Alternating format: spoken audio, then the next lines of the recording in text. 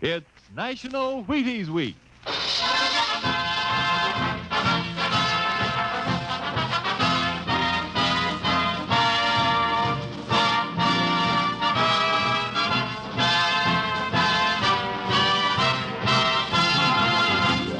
Yes, it's National Wheaties Week, and Wheaties presents Dimension X. Transcribed on stage tonight, Dimension X, another in the Wheaties big parade of exciting half-hour presentations. It's National Wheaties Week. And here's the forecast for tomorrow morning. Bright and cheerful with occasional smiles followed by a good morning all morning long. You think I'm kidding? No, sir. You can have a better morning around your house tomorrow if you start it off with a good breakfast, including, I hope, a bowl of Wheaties with milk and fruit. Nourishment? Say, Wheaties have it to give. To you, right here in National Wheaties Week. There's a whole kernel of wheat in every Wheaties flake. Talk about vitamins and minerals and protein. They're yours in Wheaties. All you have to do is get them, those Wheaties, at your nearest store. Get them and try them once this week. For me.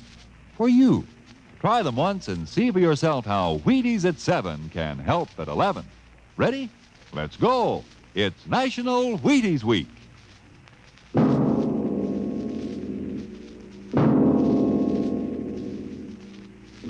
Now, tonight's adventure into the unknown world of the future. The world of Dimension X, where anything can happen.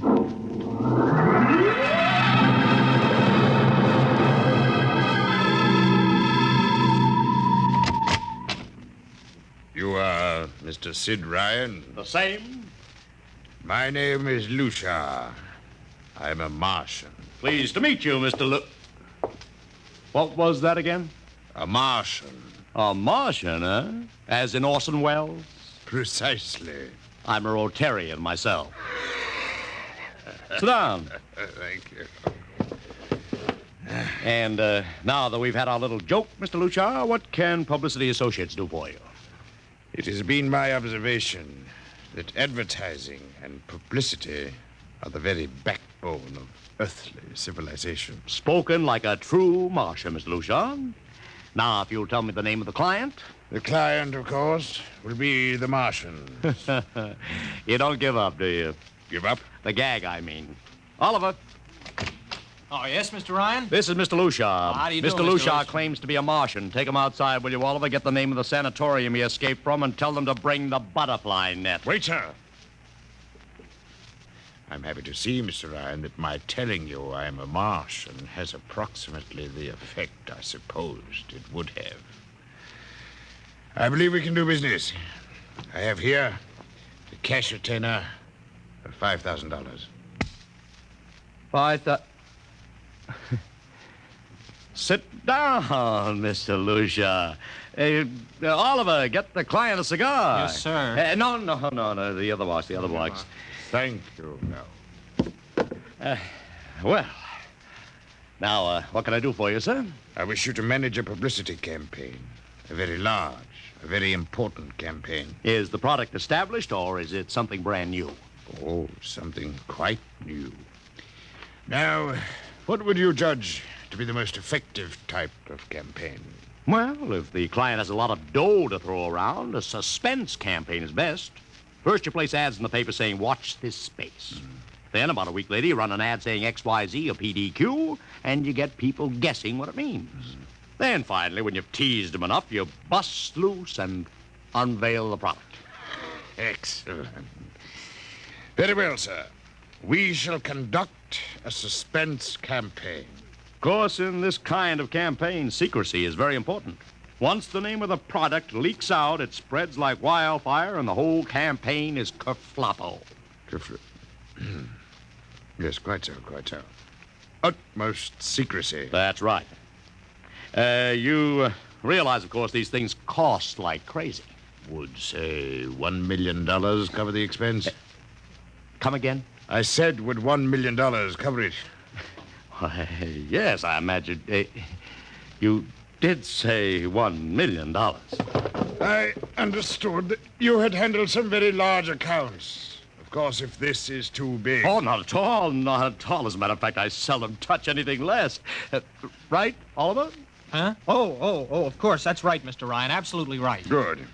You will begin then by saturating the newspapers, the radio, streetcars with a very simple statement. What's that? I shall write it for you. The Martians are coming. Say, that's not a bad teaser. Got that, Oliver? Yes, sir. The next ad will read, June 1st is Martian Day. June 1st is Martian Day. What happens on June 1st? The parade takes place. What parade?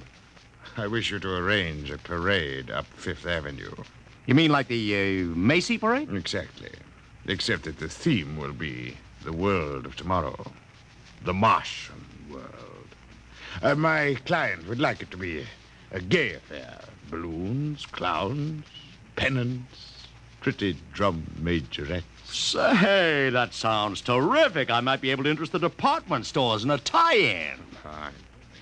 The parade will climax the campaign. On June 1st, the product will be unveiled. Good enough. By the way, Mr. Lucia, just what is the product? What are we selling? Oh, no, Mr. Ryan.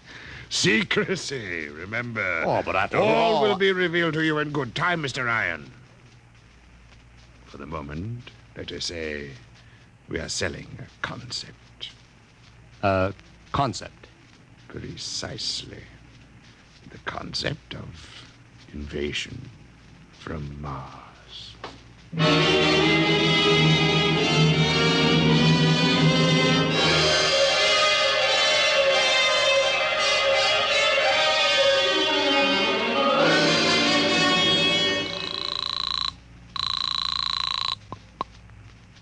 Benny Marcus, please. This is Benny. Benny, this is Sid Ryan over at Publicity Associates. Listen, Benny, how you fixed for midgets? I got midgets. Fine. I need 40 midgets for a parade. 40. June 1st. And listen, Benny, I want them dressed in little space suits.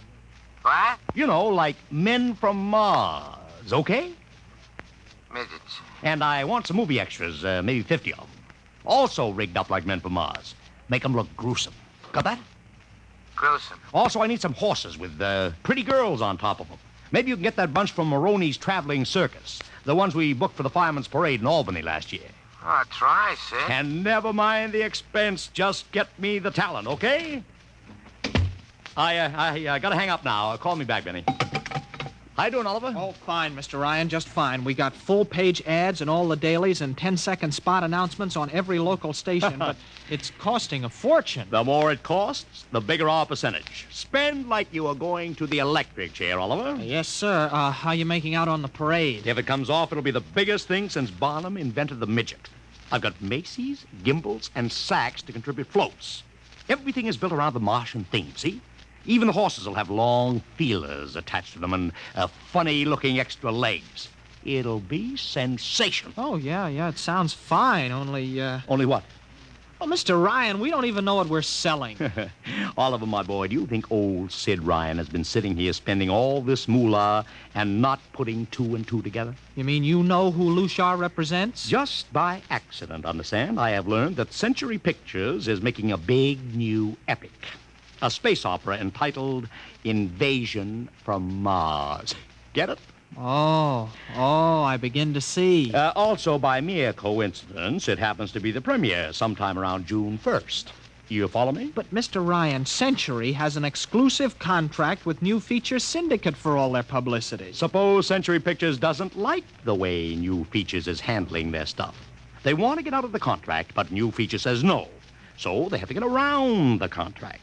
A man named Lucia, client unknown, starts publicizing the Martian invasion. Need I go further? Oh, I get it, Mr. Ryan. Gee, I suppose I should have thought of that. No, Oliver, that's what I like about you. You're so innocent.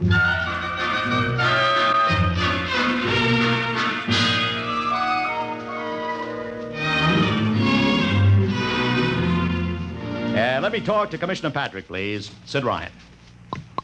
Hello? Commish, Sid Ryan. Oh, it's you. Yeah. Well, what is it this time? If you want to drop a man off the Empire State Building into a teacup full of water, the answer is no. Also, we are not arresting any fan dancers. You know I don't handle fan dances. I want a permit for a parade, June 1st, 5th Avenue. It's a Sunday. There's no traffic. Oh, come now. Look, Ryan. Macy's gets a permit. Gimbel's gets a permit. The American Legion gets a permit. The Sons of Erin march every time Morton Downey sings the Wearing of the Green. Don't give me a hard time, Patrick. This is too big. Come on. I have the 5th Avenue Merchants Association behind me. Okay, Ryan. Fill out the forms. I'll pass them along to the license commissioner. That's my boy. Oh, by the way, what's the occasion? Oh, don't you read the papers, Patrick? June 1st is Martian Day.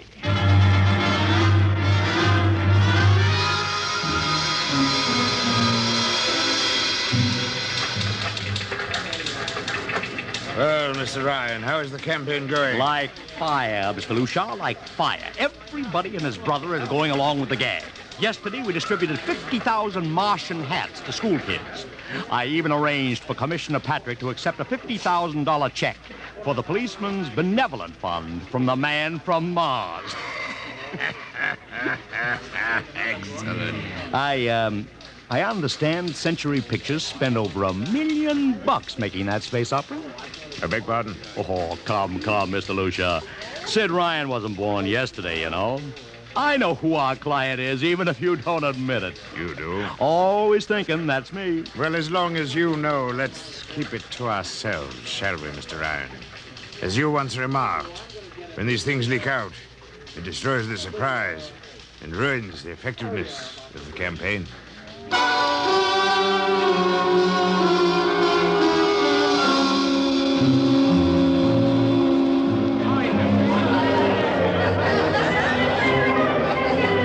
Ladies and gentlemen, this is Ron Heileman speaking to you from our portable transmitter atop the reviewing stand for the much-heralded Martian parade on Fifth Avenue.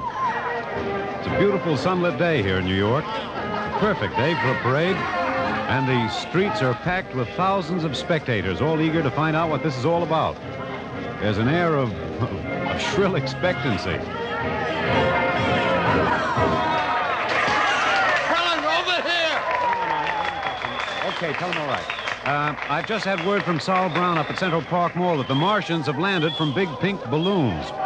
And while we're waiting here for the arrival of the parade, we brought some people up to our microphone to tell you their reactions to this spectacular affair. What's your name, madam? Miss Ada Shackley. A little louder, please. Miss Ada Shackley. And where are you from, Mrs. Shackley?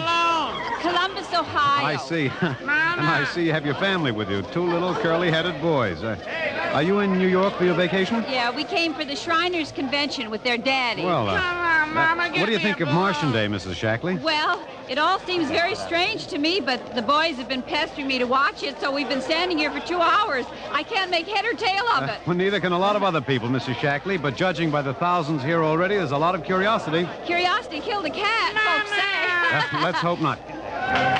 Thank you, Mrs. Shackley. And now here they come, ladies and gentlemen. The first units of the big Martian parade swinging down Fifth Avenue. With fanfare, colored streamers, music, confetti, floats, all the trappings of a Mardi Gras. Let's listen to the band for a minute.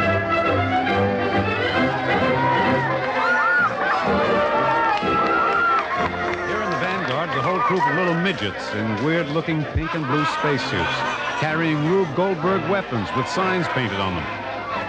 I can read one which says Atomic Blaster. Another has a placard reading, We're Martian through Georgia. And here come the clowns, laughing and falling all over each other. They're giving free sugar candy to the kids along the way.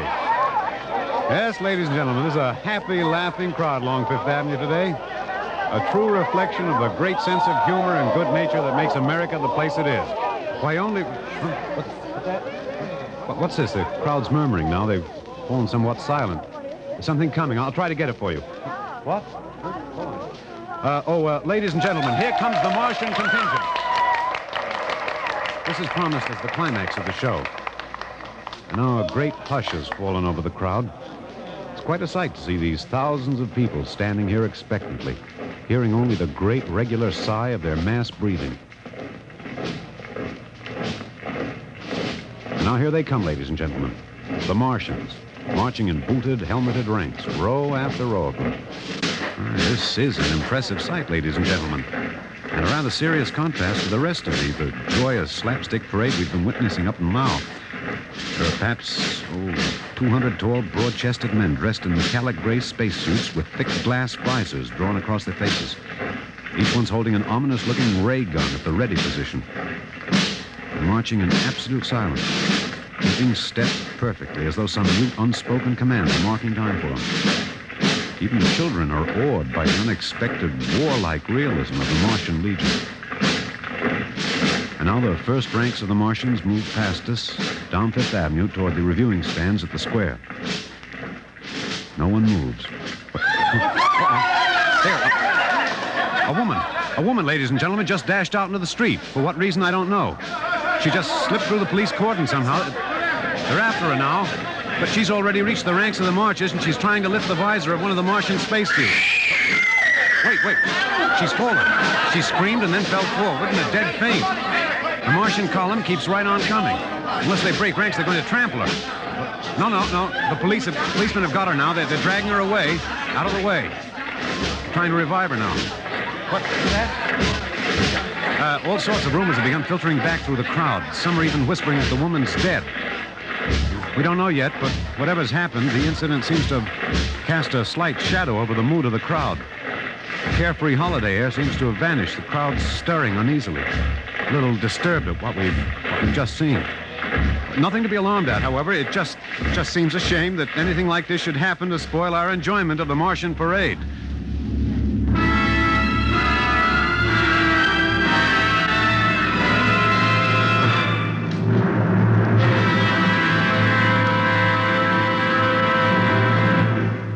Dimension X will continue in just a moment. It's National Wheaties Week. I want to take that again, Frank. Oh, sure. It's National Wheaties Week, and we're celebrating. And that voice you heard belongs to my severest critic, who is here to help us celebrate tonight. He's the fellow who's backstage when I'm telling you about the Wheaties. He listens to see that I tell you right. Wheaties' best friend, next to me, Blaine Butcher. I think you took that introduction a little fast, Frank. Now, suppose... You see what I mean, folks? Seriously, Blaine, you say the Wheaties words once. Okay. All I'll say is this. Those of us who tell the Wheaties story believe what we say. And during National Wheaties Week, the good word is this. Get a package of Wheaties and try them just once. I'll be right behind you in line at your grocer's, between you and Frank Martin. Okay? Do that now. Try Wheaties. It's National Wheaties Week.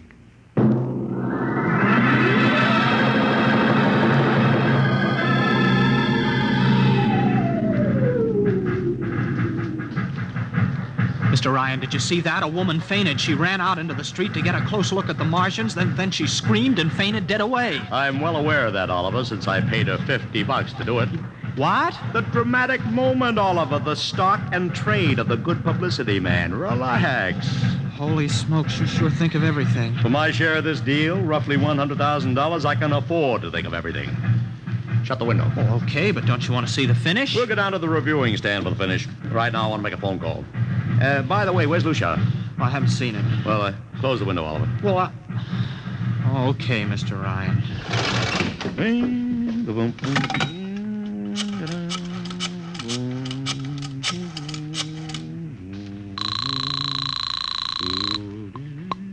Marcus Talent Agency. Benny, this is Sid Ryan.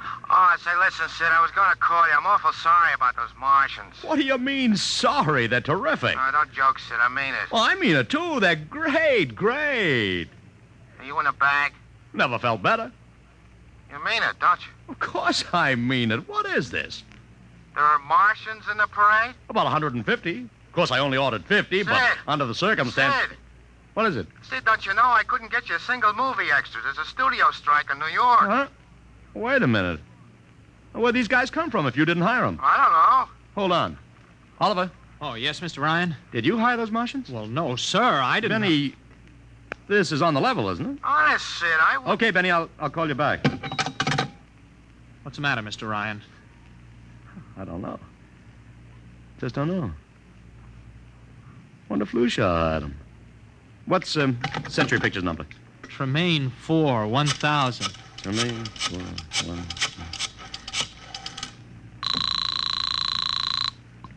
Century Pictures, the studio of the stars. Give me Marty Sanford, your publicity director. One moment, please. Sanford. Marty, this is Sid Ryan. Oh, hello, Sid. How's it Fine. Listen, Marty, this is dead serious. On the level, get it? What's wrong? I've got to locate Lucia. Lou who? Lucia, come on now, Marty. This is life and death. The guy you sent over to hire me for the invasion picture. I never heard of a guy named Lou Shar. And, what invasion picture? Invasion from Mars, the space opera. Are you batty? Marty. That picture was shelved last month. What? Sure, back in the can. The big shots decided you can't sell a Martian invasion to the American public. It's too incredible, Sid. Who'd ever believe it could really happen? Of all the crazy... Mother in heaven. What is it, Mr. Ryan? You look terrible. It's too fantastic. Mr. Ryan, is something wrong? Open that window. I want another look at those Martians.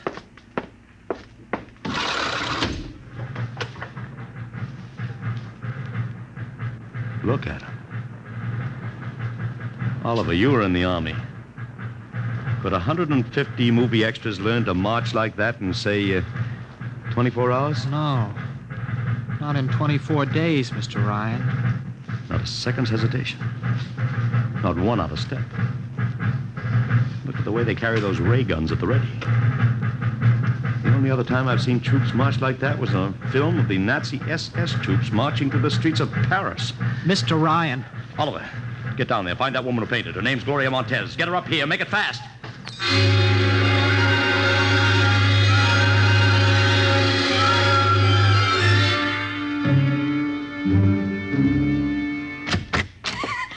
Here she is, Mr. Ryan. I can't get much sense out of her. Stay away from me! Okay, Gloria. You can cut out the act and relax. It's me, Sid Ryan. You're a Martian. Gloria, settle You're wearing down. a mask. Baby, it's me, Sid. It's awful. It's all big green eyes and those feelings like a catfish. Baby, snap out of it. Listen, what happened down there?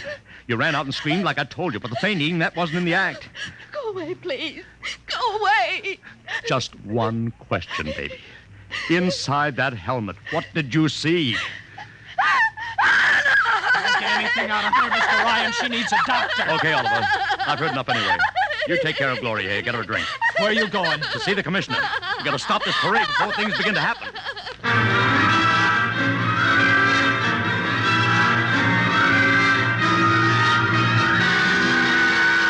Okay, Ryan, what's the beef? Listen, Patrick, I don't know what it is, see, but something's wrong. You've got to stop that parade. I suppose you'd like the riot squad. That would get you a front-page spread on every paper in town. Now, look, Ryan, I've got no time for your cheap publicity gags. I'm a busy man. Listen, I'm trying to tell you I don't know where those Martians came from, who they are, anything about them. Oh, Ryan, I'm wise to your tricks. Now, if you let the sergeant show you out... You won't do it, huh? An honest citizen appeals for protection and you refuse it. I most emphatically do. Now beat it. All right, Patrick. I'll go right to the mayor's office. I'll have you busted flatter than the fried egg. Go ahead. I'm sure His Honor will be glad to toss you out on that phony nickel-plated skull of yours.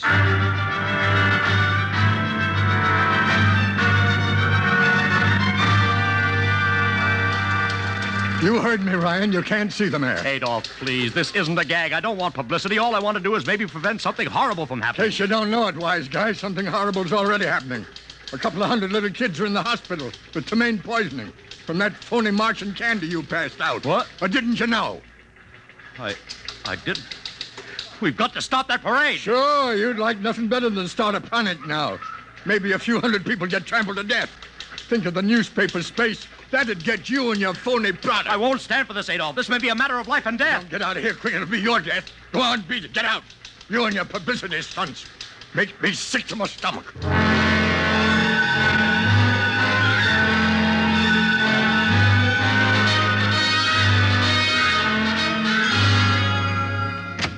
Oliver!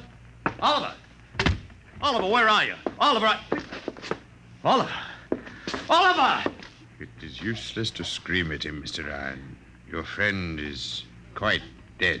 Lucia. He wanted to run to the police with some story about a Martian invasion. I found it necessary to restrain him. Restrain him, you stinking murderer! Now, Mr. Ryan, collect yourself. After all our planning, it wouldn't do to have everything spoiled now, would it? Lucia, start talking and talk fast, because when you get through, I'm going to take you apart piece by piece. What's this all about? Surely you know, Mr. Ryan. After all, you've been publicizing it for months.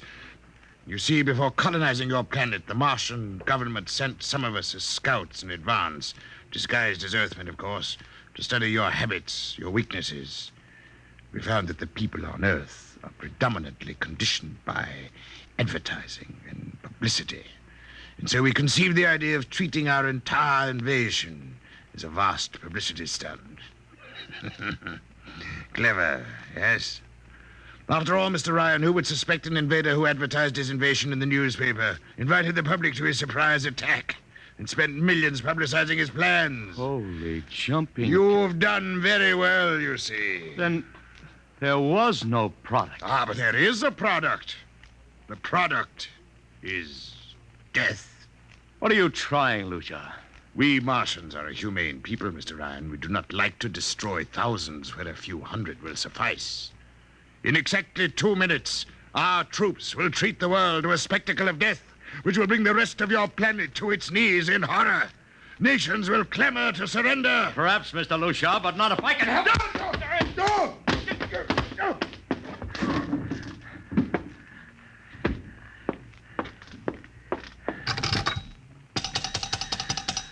Yes, please. Operator, this is Mr. Ryan. Get me the field telephone on the reviewing stand of the Martian Day Parade. Hurry. Anyone in particular? Just hurry.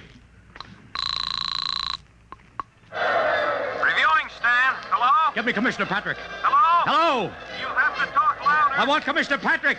Patrick! Wait a minute. Things are quieting down.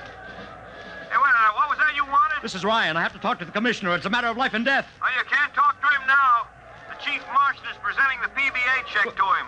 The Martians are going to fire a salute. Listen, you gotta stop him. What? Stop him! I'm sorry, Mr. Ryan. I can't hear You idiot! The worst is going...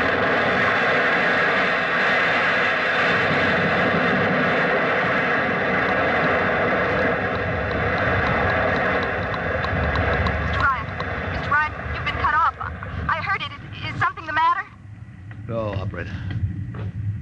Doesn't matter. Nothing matters now.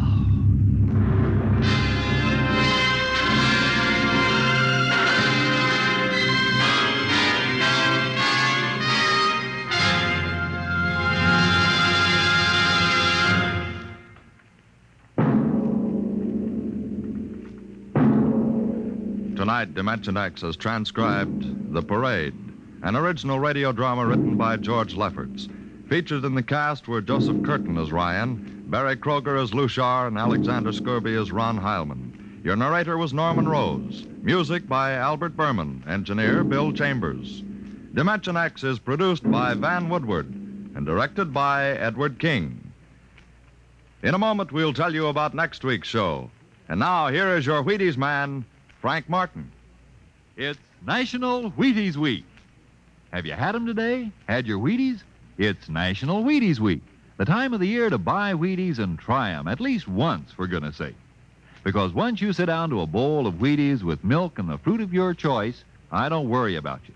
Nope, I know there's a whole kernel of wheat in every Wheaties flake, and that's good. Besides, I know that starting a better breakfast with Wheaties can help you feel better, look better, and work better all morning. But honest now, you have to do your part before Wheaties can do theirs. Sure, buy Wheaties. That's what you have to do. That's what I have to do.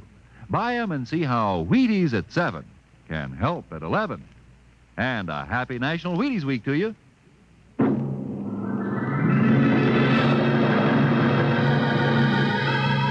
Listen next week when we present the Robert Heinlein story, The Roads Must Roll. Another adventure into the world of tomorrow. The world of... Dimension X.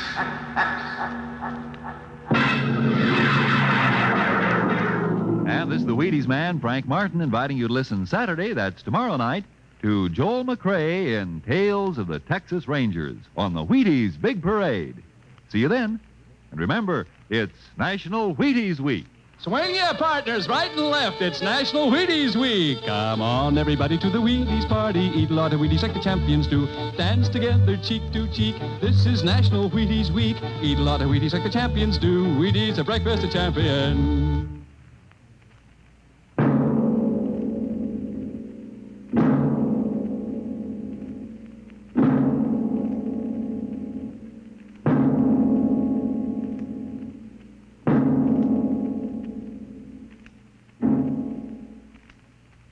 This program came to you from New York.